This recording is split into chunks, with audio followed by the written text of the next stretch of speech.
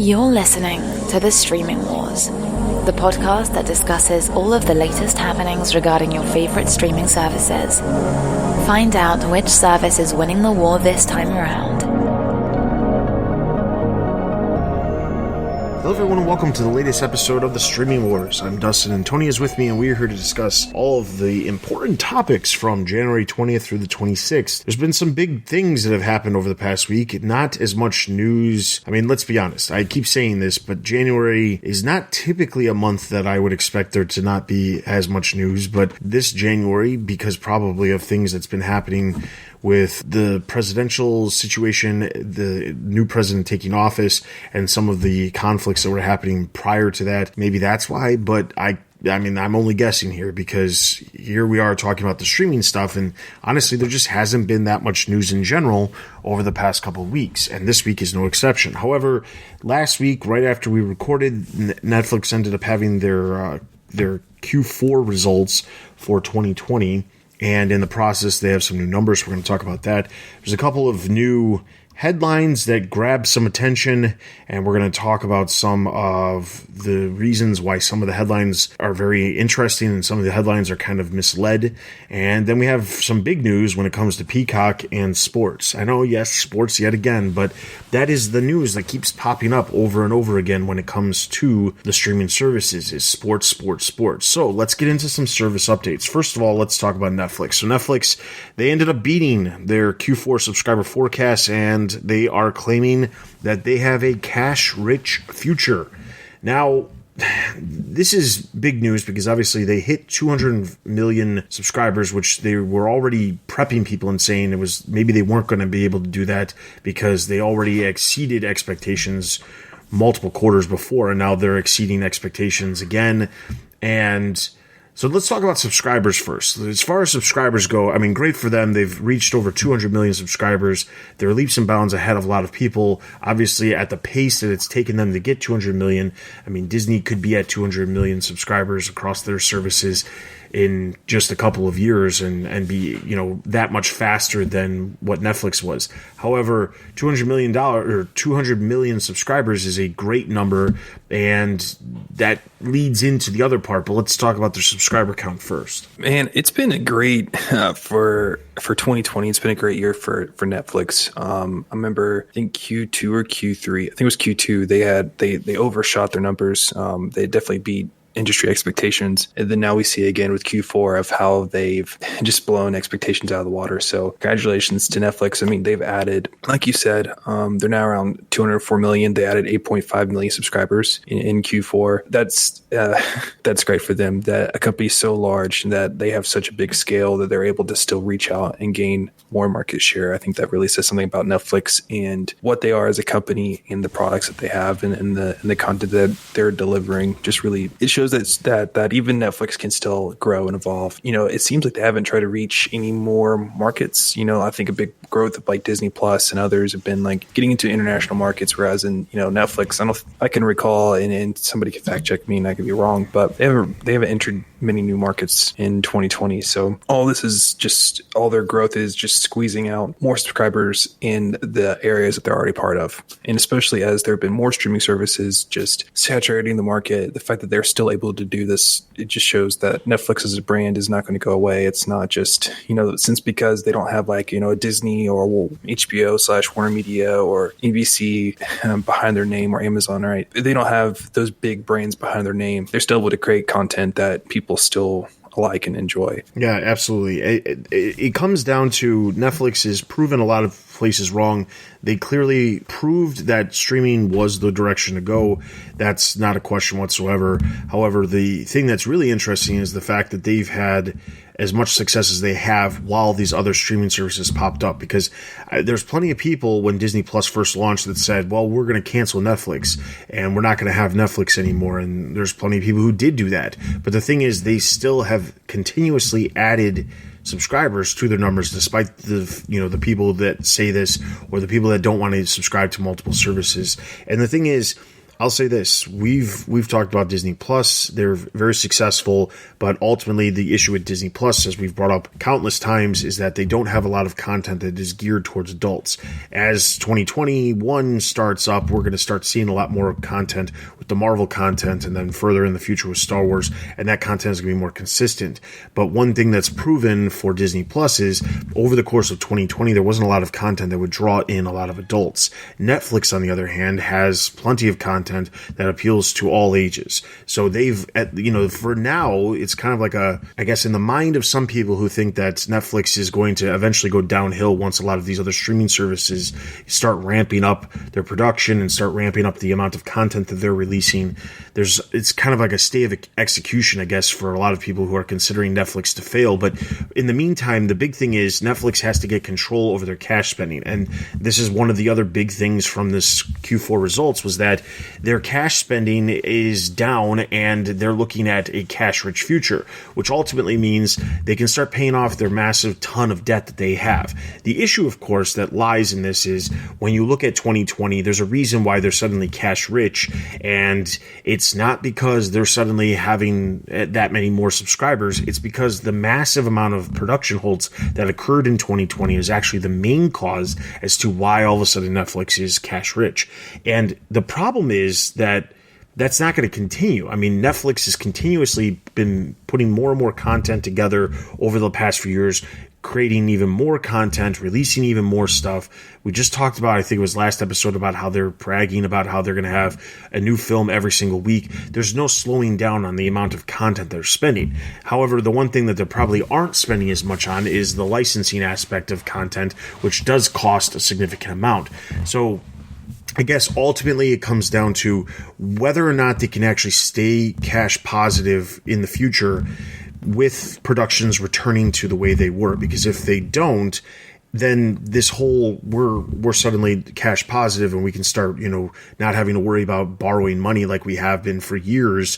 It's kind of pointless because they're not going to be in that situation if they continuously spend the money on the content as they have been, which I'm not sure how they stop doing that either, though, because that's what keeps people coming back, is the constant flow of content on the service. Yeah, I definitely have some thoughts about that part, but I want to push back a little bit on this idea that Netflix, just because it is, 2020, COVID happened, there are a lot of production halts, that they were never going to get to a point of being cash flow positive.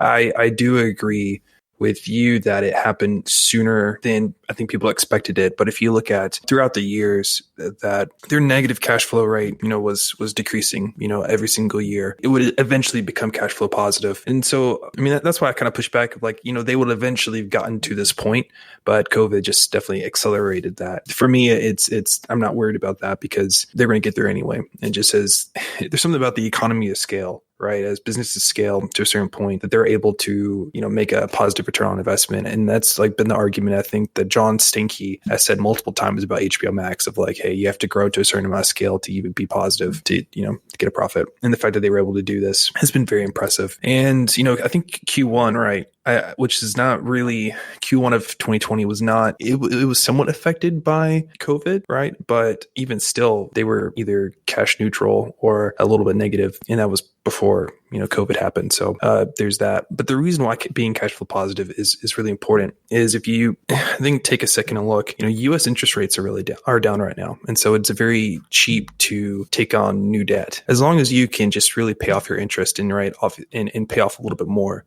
then you're good. It's really cheap to take on new debt right now since interest rates are low. They're cash flow positive, so they're able to take on the debt and not have that much risk of being consumed by the interest that's going to accrue. That's why they're able to actually invest more into content, is because of them being cash flow positive. They can stay on top of their debt and invest in that into, content creation, expanding reach, all that type of stuff. So I don't think some people, it's okay, well, they're going to start paying off their debt. Okay, they might have 8 billion or whatever the number is now. They're going to try to get that down to zero as fast as possible. It's, there is a such thing as good debt. And as long as they're, ahead of the interest, then with interest rates so low, why not do it? You've seen some companies during COVID who have stopped borrowing money, cash is tight. They're worried about stuff because COVID's, messed up production. COVID's messed up, the classic business model. But if you look at, tech giants and tech companies, they've actually fared very well in 2020 just due to the economics of things and how if it's online business, you don't need, brick and mortar to do stuff. And because of that, they're not as susceptible to the risks as some of these other companies that we have seen. So these other companies have not, been wanting to borrow a lot of money, but, tech companies, like they're doing great. So for them, interest rates are low. Why not take on more debt right now? Because they're doing fantastic. So that's my take on is not so much that they're going to try to get their debt down to zero, but it allows them to be a little bit more free and invest even more into their business. So I know it seems a little like paradoxical of like, okay, well, they have this money. Why not pay down their debt and get to zero? And why would they take on even more debt because they're cash flow positive? But, sometimes like businesses just for them, it's a little bit of a different game than I think how people would normally expect things to work out. All right. So moving along to some other service updates. Next up, let's jump over to Apple TV Plus. There's a new study that came out that 62% of Apple TV Plus subscribers are currently getting the service for free. And what's more alarming is that the people who are getting it for free, out of the group that's getting it for free, only 30% of those people are actually stating that if they weren't getting it for free, they would continue to subscribe. So there's not a lot of people who are subscribing to Apple TV Plus. There's a larger number of people who are getting it for free than the actual number of people who are paying for the service, which is exactly what we predicted it was the case, and that's why these free trials keep getting extended, is because the vast majority of the people who are actually consuming content on Apple TV Plus are actually consuming it for free and they're not actually paying for it. While, like I've said before, Apple TV Plus, as they ramp up more production and they get more content on the service, that number will probably get offset by more people who are tuning in to check out the content. But it is slightly alarming that right now, over a year into it, the vast majority of the people who are currently using it are not paying for the service. This is I think we called this the other day of just how much Apple TV Plus has not been a hit for Apple. I mean, Dustin, this number is just so surprising. Like I can't almost believe that this is happening. Projections according to statista.com say that Apple TV Plus by the end of 2020 will have gained around 40 million subscribers. 62% of that is, I think my rough estimate is 24.8 million. People could check my math on that. But so you have, 24.8 million people not just on the promotional tier, they're not paying. And then you have around 30% of that number say that they do not plan to resubscribe at the end of the day. I don't know what Apple TV Plus's deal is. Like they have the money. I know that COVID delays have just really beset them more so out of any other streaming service that I can recall. So I don't understand why, yes, these other streaming services had issues with getting their productions back on schedule, but they have. HBO Max is producing content and they had some substantial delays for a while. Disney Plus, yes, they've had delays, but they released WandaVision. They finished up. They're able to finish the season 2 of Mandalorian. They were able to do WandaVision and get that out there. Even though it was delayed, I don't understand why Apple TV Plus is having this problem. And so you have the fact that it is supposed to be its own service and whatnot, and also be an enticing part of the Apple ecosystem of, okay, you can get an Apple TV, you can get, a laptop, you can get, one of the iPhones, and you get, Apple TV Plus for free. And then eventually they're going to try to take that relationship and try to convert that customer to the long term. That's just going to help Apple's, bottom line at the end of the day. Because, if Apple is a hardware company where you're dependent on sales during the sales cycle, and then you have a subscription-based company, which you get paid every month, that kind of helps offset things and, keeps things a little bit even.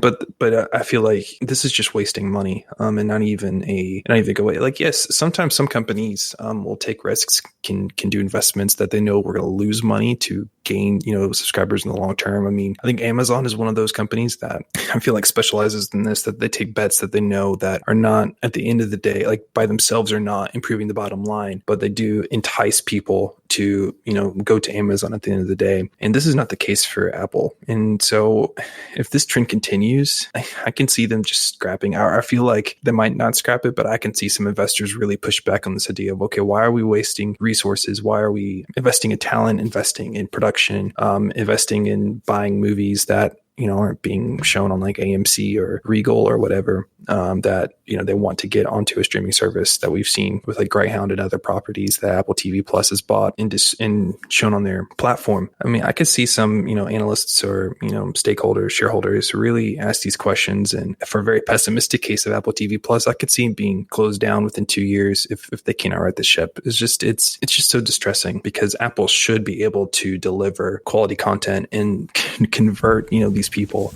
And the fact that, 62% are just on there for free, there's not even much of an appetite to re-up after that free trial is over. That's the concerning part. It's if 62% of them were off on the free tier, but they knew eventually, like, okay, you're going to get a substantial portion of that to then convert to a paid tier, I think that would be a boost of confidence. But Apple TV Plus has been since 2019 it started, so about 2 years, and it's not really grown to much of anything. That's surprising. Yeah. I mean, even Discovery, with all the delays, I feel like it's had in the past 2 months, it's had more traction than Apple TV Plus in 2 years. Well, I have to say, I'm going to push back on the idea that they could go under in 2 years. I think the biggest thing is they don't even report these numbers themselves, because it's such a minuscule aspect of their overall revenue per year. And until it becomes a concern, which means revenue is being affected in other ways, the new phones aren't selling as well, or the other elements that draw a lot of money in for Apple aren't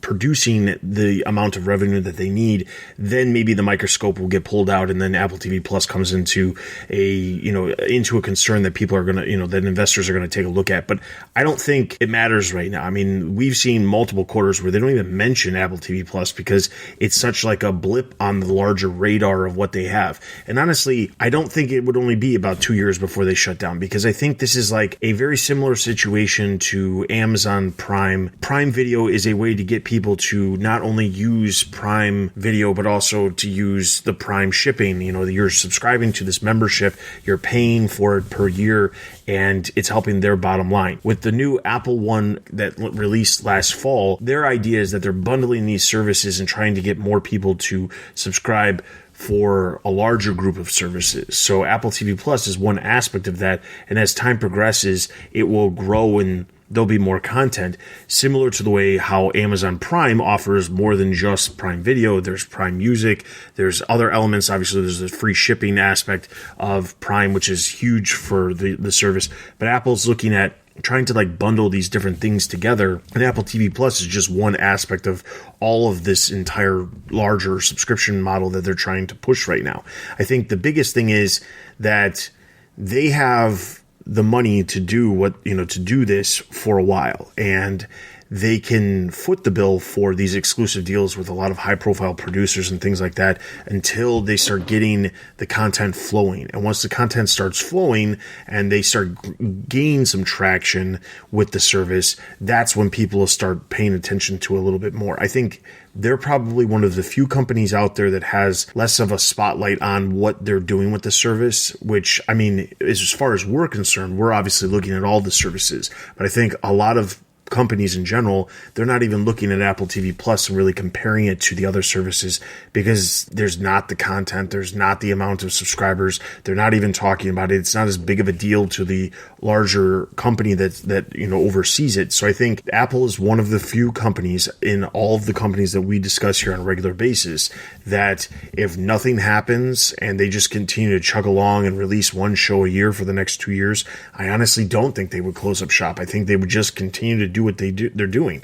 There's too much money within the company for them to factor in what's going on at Apple TV Plus unless something negatively happens within their hardware side of the business. Well, I personally have some, worries about the hardware business and how that might affect, but that would be a different podcast show that I would maybe start up. But I guess what I meant is under the negative case of things, under the pessimistic case of things, I can see Apple just scrapping it. It's like, okay, we've done this experiment, it's not working. Let's move on to other ventures. But that's more of my take of, if things are the way they are, Apple's the leadership, shareholders, analysts are pressing them. I can see them just, hey, let's cut our losses. This was an interesting experiment. It's not going to work. Let's, sell the titles or the content that we have and, just move on. on. That's kind of like the pessimistic case of things. But yes, Apple is one of the few companies where, so the people talk about like streaming services don't have to make a profit in the relative short time. To an extreme case,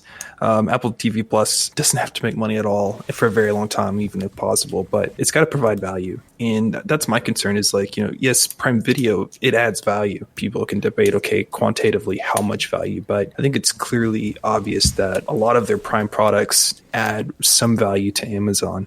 Whereas in Apple TV Plus, I'm not so sure that happens, that it actually provides some positive value, that there's maybe a correlation between Prime subscriptions and the devices that they sell on hardware, or if having Apple TV Plus is going to help keep people around with their hardware products. I don't know. That's kind of my take. Is it they don't have to make money, but if it doesn't help everybody, all the other departments in Apple make money, then why keep it around? That's my take. All right, and then I want to end the service updates with two articles. Kind of, they're not remotely similar, but I just want to point them out because the articles like this sometimes frustrate me. So the first one is from Deadline. It says Soul sets a new streaming record according to Nielsen. That Soul set an historic number of streaming during Christmas. And then the other article is actually at Core Cutters News, but it's using some data from Real Good where they state that The Office is being viewed more on Peacock than it was on Netflix. Now, there's two things with this. The first one is just to get The Office thing. I'm not sure how The Office, which was the number one stream show for the entire year when it comes to Netflix, and according to all of the stuff that Nielsen actually keeps track of, I'm not sure how that show moves off of a service that has a significantly larger number of subscribers, moves over to Peacock, and somehow Peacock is then in turn having more people watch it, or the same people watch it more frequently. That just doesn't add up to me. So there's questions there. I'm looking at the information that is presented by the Real Good data that's here, and the issue is that the data just doesn't seem to work. The idea that, one, they're getting some sort of stats about Peacock when nobody else has stats about Peacock, and that more people are watching. They specifically said the free aspect of it, which the problem is the free aspect is a linear channel that constantly runs. So how could they possibly be measuring how many people are watching that without data from Peacock? So there's that. That's the first thing. The other article dealing with Soul, I'm sure did significantly well over the holiday season. I'm not debating on whether or not it did well. The issue with the article that I have is it presents a very small spotlight on the streaming services that are currently being monitored by Nielsen. Currently, Nielsen is monitoring Prime Video, Netflix, Disney Plus, and Hulu. Those are the services that it's monitoring. However, at the exact same time Soul released on Disney Plus, we had Wonder Woman 1984 come out on HBO Max, which also we know from Google Trends and the amount of sign-up data that Antenna put together that it was also very significant for the service, for not just growth, but also the number of people viewing it and all of that. The question, of course, is because Nielsen's not currently monitoring the shows on HBO Max, it presents a unique problem because suddenly you can't compare a show or a movie that comes out the same time as another movie because the service isn't being, the data is not there from the service that's monitoring the data. So I just want to point out, sometimes you have to be careful with the article titles and the headlines that you see. Everybody's heard of clickbait, but even when it comes to tech news and entertainment news, that kind of stuff still happens to be coming. This still pops up because what's going to make a good read. I agree. I was reading some prep for the show, and I just couldn't believe what they were saying. We've had discussions with Nielsen about how they overweight is not the correct word, but how it's not comparing, I think, correctly the different types of shows. Like kids content is more than likely going to rate higher in terms of views and minutes watched versus adult content, because we all have. Me and you both have kids. Like sometimes it's just they have TV in the background, they're doing whatever. My kid will watch the same movie every single day, multiple times a day. I think I quoted on here on the show of like 2-3 weeks ago was Happy Feet every single day, like 3 times a day. So I feel like that's not even comparing it correctly. And then this article on Cord Cutter News of The Office being viewed more on Peacock. I mean, it's if you read it, it's talking about how this one service, streaming aggregator source thing, whatever, has 2 million users. And among those 2 million users, those users searched and watched The Office on Peacock more than they did on Netflix. So if we're taking it from that, it's not even remotely close to the actual populations of things, even adjusting for, Netflix's size versus Peacock's, relative user base size. So overall, yes, this is once again, I love being in the streaming wars. I love talking about streaming content. I mean, that's why, Dustin and I started the show, but it's really quite funny and a little bit irritating. Just the amount of just bogus articles that we see of trying to do this artificial comparison and really trying to get the streaming war, part of the streaming wars going and try to start some debate. Cause I mean, I think I don't know. I feel like most serious people use like the term streaming wars. In an not serious manner. It's a fun play on words, but I think everybody understands that it's a cooperative game and everybody's trying to win. And at the end of the day, it's great for consumers. But I think some news organizations and then just writers take it a little bit too seriously. So listeners, if you want us to start a new segment of the show where we just have a hot take on what's the worst headline that we could find, then I would be down for that, because it seems like, every week, me and you both read different content that's just so awful to read. It's true. And it's funny because we obviously came from an area of a fandom where stuff like that happens all the time. And now here we are in an area that you wouldn't expect this to happen, but it still happens because whenever you are comparing different things, whether it be the streaming services or whether you're comparing a company like Disney to Warner Brothers or DC to Marvel with comics, whenever you're doing the comparisons, you have to have like a baseline comparison.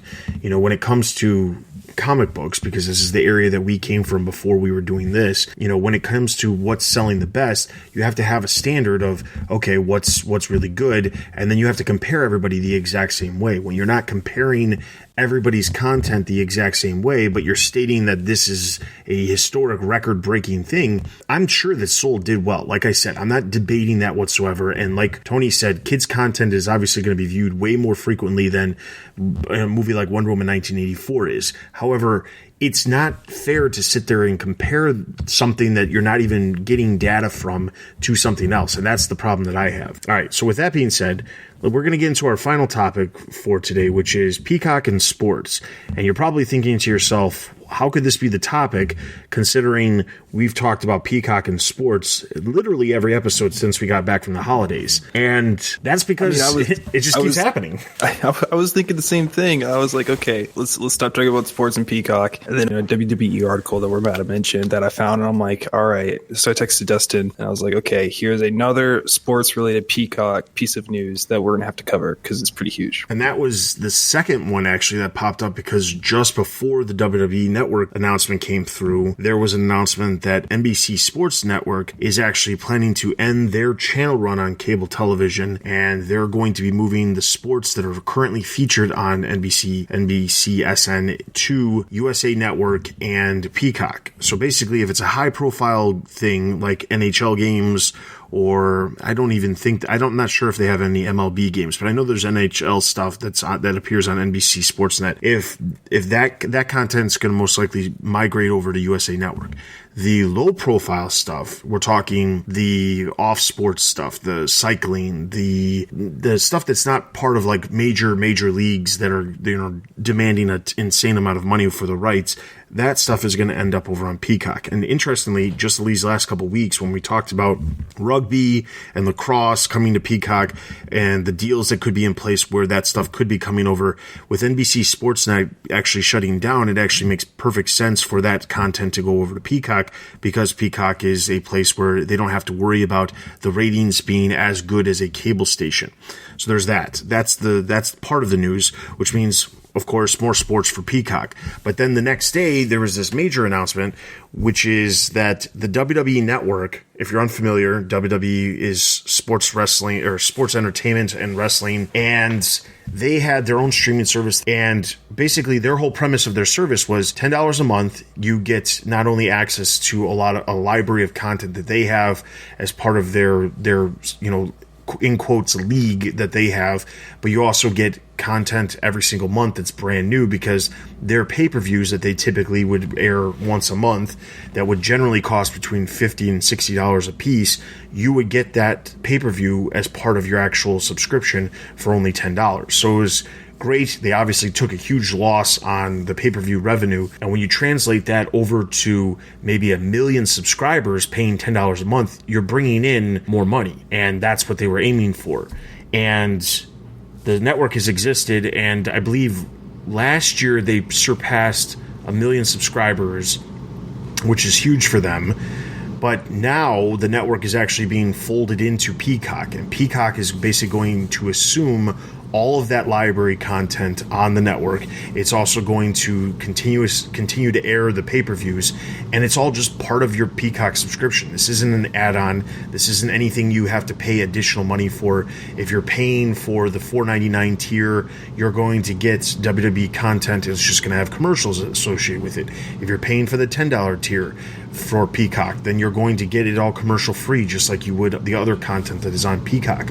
So this is a huge deal because, one, Peacock paid $1 billion to basically have the rights to the WWE Network content for the next 5 years, which comes out to $200 million a year.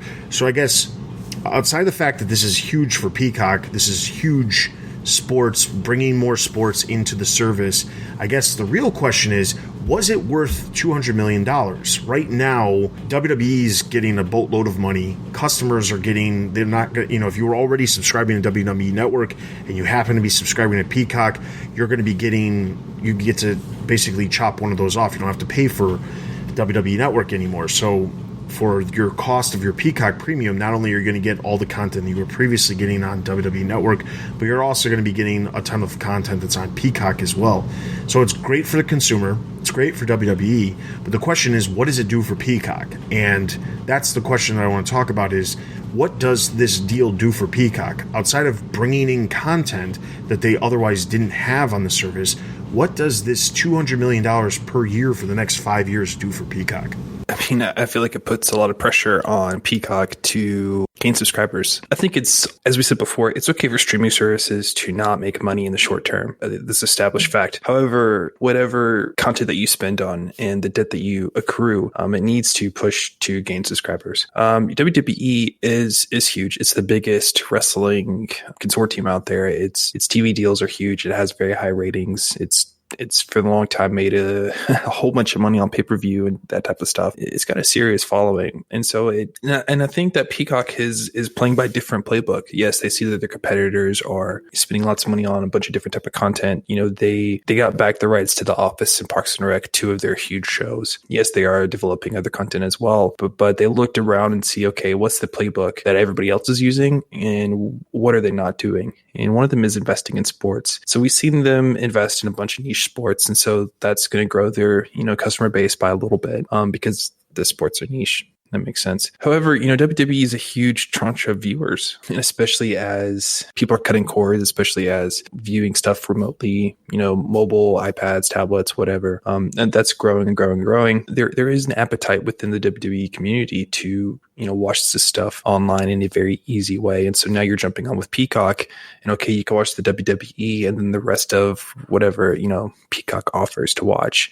That's an enticing, opportunity for them. I understand the spirit of this deal of why they would do this, but I do agree that this $200 million, a year, or if it's backloaded or whatever, you want $150 million this year, and then progressively increases over the years. I mean, you could do the math however you want to slice it, but it's still very expensive of a deal. And with NBC, with Peacock being just such a young platform, this puts a lot of pressure. And sports rights are just, expensive in general. And WWE, yes, they're not up there with like, the NFL, NBA, and the MLB in terms of like, 3 of the, biggest sports networks in terms of like revenue out there. But they're very serious. They're definitely in the upper echelon of sports that have a huge TV presence. And so they can command a very strong deal. I'm concerned that they open up their pocketbook, took a risk, and then it's not going to pay back itself over time. But maybe it will. Maybe it can. What's also nice about Peacock is that, yes, it has the $4.99, Peacock premium price, but then there's also the Peacock Premium with no ads. They have that going for them as well. And so there's probably a lot of people who, might not want to have ads while they watch the WWE. And so that's also nice that they're able to have the no ad revenue offset some of this stuff. I think it's a huge bet by Peacock. I appreciate going bold because that's what you need to do to separate yourself from the competitors. And I think that's clearly what Peacock has shown is, okay, this is their playbook. This is how they're going after market share. It's a little bit of a different path, but that's where they're going. I do want to, however, bring up a point about, Peacock's place within Comcast's portfolio of things. Obviously, Comcast owns NBC Universal, which, Peacock is related to with all that stuff. It's interesting when you compare and contrast Comcast and AT&T. Both big ISPs that have large amounts of debt. AT&T has more debt than Comcast. And as they've seen, they look at the market, they see, what's happening, that they have to do some consolidation. They have to pivot, a little bit and, get rid of the stuff that's not really working. And, AT&T, they did a reorganization. They've put all the weight behind HBO Max. They got rid of, that Warner Max line. They're consolidating other different parts of the media business, and they're moving forward to save on costs, to pay down debt, etc. Comcast, I feel like with this move of NBC with the sports network, and then moving things from there to USA Network and then to Peacock, I feel like that's a similar move that we're seeing from there. And I don't know if we've seen Comcast take moves like that in 2020 or 2019, but I don't know. That's the comparing and contrasting vibe. That's what I got while reading this article, was that Comcast is making moves that are going to save the business money. If there's not many viewers on NBC SN, the sports network, then it might be time to shut that down and move that content, elsewhere. Because NBC SN has never really been a big player in the sports world as much as like ESPN, Fox's FS1 and CBS's, sports network. NBC just never has been able to play in that range. Like, yes, they might have the Super Bowl on NBC or Notre Dame games or NFL games, Sunday Night Football, but the rest of their sports content is just lacking. So this is the move and that's how I'm viewing this NBC shutdown move by Comcast, is that it's streamlining things. It's putting all their focus on, the cable channels that are profitable, and then other content, beefing up Peacock to where it needs to be and to be in a competitive space, as in investing in, the WWE, which will be a great partner for them. But hopefully that will push them along in their subscriber counts to really make them effective. Yeah, and the one thing about the WWE Network is if they already have an existing 1 million subscribers, those 1 million subscribers could easily get ported over to Peacock and immediately give them an influx of, subscribers. So if you're getting, let's just put this in perspective, you've got 1 million subscribers, the people who are currently subscribed to WWE Network, the whole process is that you will now be able to just get a new login for Peacock and immediately start using Peacock for the exact same price, and you'll actually be on their ad-free tier if you pay the same price. Or you could downgrade to $4.99 and get it with ads, but that's the idea. So I think this is a good way to get an immediate influx of paying customers as well, because they'll see the other content that's available on Peacock. Even if they don't use the other content, they just access the WWE Network, they're at least bringing in that money every single month from the existing customer base that they're bringing in. And I'm wondering, we've talked about this before, about the niche streaming services. How likely are some of them able to last, and how likely is it that some of them could end up being consumed by another service? And I think we've seen, to a degree, some of that happening. Recently, HBO Max added all of the DC Universe content, and DC Universe morphed into a comics-only service, which we predicted for literally over a year before that even came to fruition. But ultimately, that makes sense. The consolidation, we're going to continue to see the consolidation when it makes sense for a smaller streamer like the WWE Network to take a good chunk of money and basically licensing rights for an extended period of time. We could see other deals like that, maybe not $1 billion. I don't see a lot of them that would actually warrant that much money. I think this is very important for Peacock. It'll be interesting to see how the transition goes for everything. That's going to be happening in March, where everything switches over, which is conveniently right before the big WWE event of the year. WrestleMania is happening in April, so that's going to be huge for Peacock. I imagine Peacock is going to be sharing some of the actual marketing costs when it comes to promoting WWE, which is great for WWE as well. So I imagine something like this could happen with some other niche streaming services, maybe not necessarily the major league sports that are already high profile and demand a ton of money when it comes to television deals, but I imagine things like this could happen more as we get further into the future. Yeah, Dustin, I have one last thing. So about WWE. So yes, we've seen a big push by Peacock to really invest in sports and these niche sports. You've seen a push by Amazon to invest in more of the quote unquote A-list tier. I mean, I know that's putting tiers on things is some sports fans might not like that, but in terms of revenue, they've definitely invested in that higher grossing tier sports. One of the biggest rivals to WWE is this other promotion, AEW, All Elite Wrestling. They signed a deal with Warner Media to have their flagship program on TNT. Now, do you think that we could see, since WWE made its first move of, okay, we're going on Peacock, do you see something like Warner Media stepping a little bit outside their comfort zone and having, wrestling on HBO Max platform? Do you see something like that happening, or would you think that, or does HBO Max view itself as a platform that will not go after wrestling and stuff like that? My thought on this is this. So yes, obviously, AEW has an exclusive contract with Warner Media to have their show on TNT.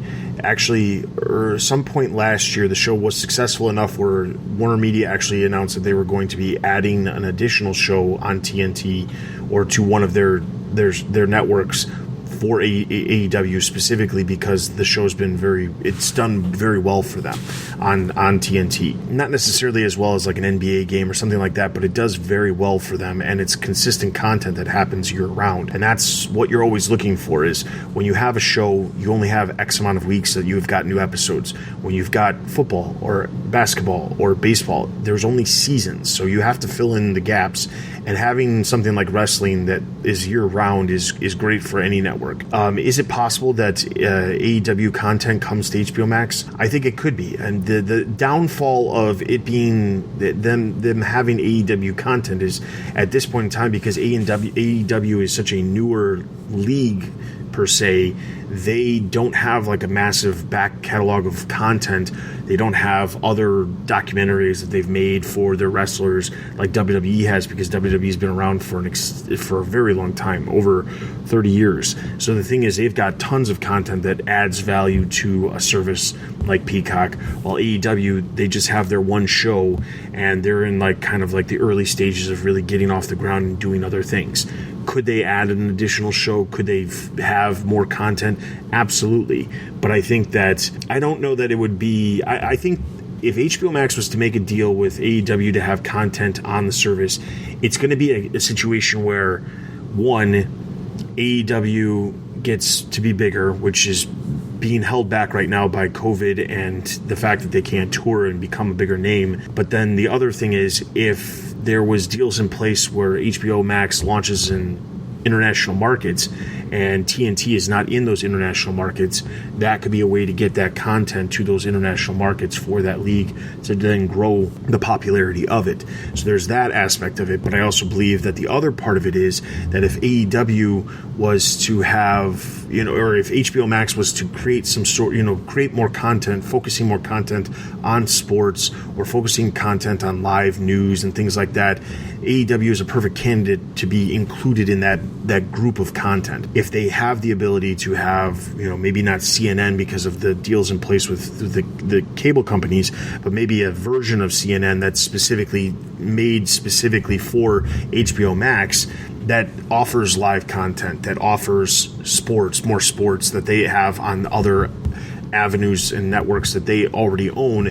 That content can be on there, and I think AEW would hands down be included in that group of stuff. Yeah, I totally agree. I just know their viewership has grown a lot. I know there's a lot of WWE fans who are definitely interested in AEW content because it's a little bit different. And so given, yes, WWE is huge, but that comes with a huge price tag of, $1 billion for 5 years. Investing in AEW as it is now would be relatively cheap for HBO Max, and that might be a decent bet of, okay, this is obviously a growing fan base. It's wrestling, and has appeal. It's content that comes out 48 out of 52 weeks a year. There's probably going to be a big AEW event, every week, and then plus the championships and whatnot. And it's also relatively new with a small price tag. It just seems like, HBO Max could take the opportunity of locking them in an initial contract, seeing how it goes, and if it grows big, then they already have the upper leg.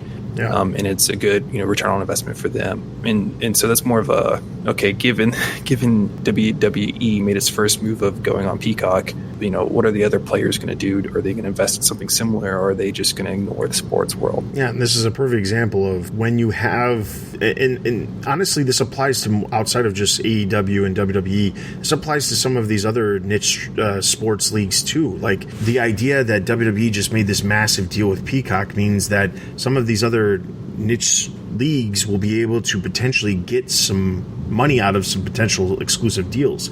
There was at one point, it was last year, they tried to bring back, WWE was trying, or not WWE, but the owner of WWE was trying to bring back the XFL as a new league that would be just like football, but an alternative to football. And it didn't end up getting off the ground, and then COVID happened and they had to basically shut everything down. But the assets from the XFL were actually purchased, and there's every intent to bring it back. So that is a perfect example of something that could be picked up by a streaming service and utilized as content for their streaming service.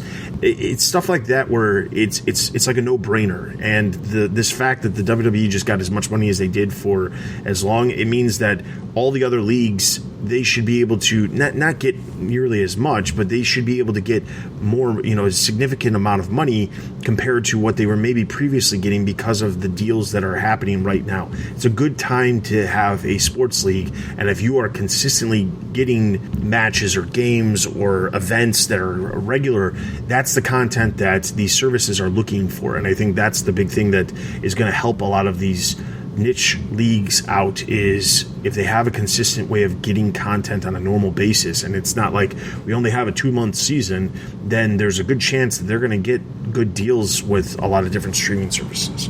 All right, so with all of that being said, that is going to wrap up this episode of the Streaming Wars. I want to encourage you to check out the show notes. The other articles that we have found related to streaming news are actually included on the show notes, even though we didn't discuss them. A lot of entertainment news and things like that.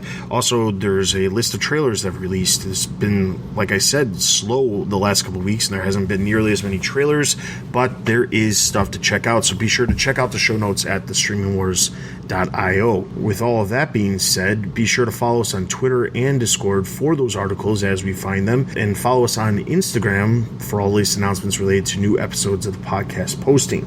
In addition to that, you can send us an email at thestreamingwars@gmail.com with any questions, comments, concerns, or feedback, as well as leaving feedback wherever you're listening to this podcast. With all of that being said, this has been The Streaming Wars, and for Tony and myself, we will see you guys next time. Thanks for listening to The Streaming Wars. Check us out on Twitter and Instagram. Also consider supporting us on Patreon. Links can be found at thestreamingwars.io.